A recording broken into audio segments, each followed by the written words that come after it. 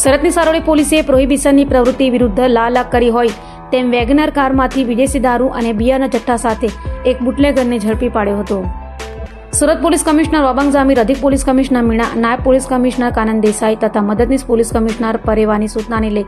PISR વેકરિયાની team PSI VA Desai સાથે પેટ્રોલિંગમાં હતી ત્યારે અનાર્મ પોલીસ કોન્સ્ટેબલ નીરવભાઈ અને પરેશભાઈને મળેલી બાતમીના આધારે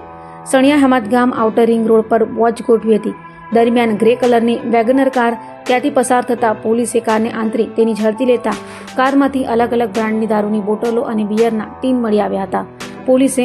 840 બોટલ અને બિયર ટન મળી 96,408ની કિંમતનો દારૂ, 2 મોબાઈલ ફોન અને 3.50 લાખની વેગનર કાર મળી કુલ 4,66,408નો મુદ્દામાલ જપ્ત કરી બુટલેગર સૌરભ ઉર્ફે સૌરભ ઘનજીત યાદવની ધરપકડ કરી પ્રોહિબિશન એક્ટ હેઠળ કાયદેસરની કાર્યવાહી હાથ ધરી હતી.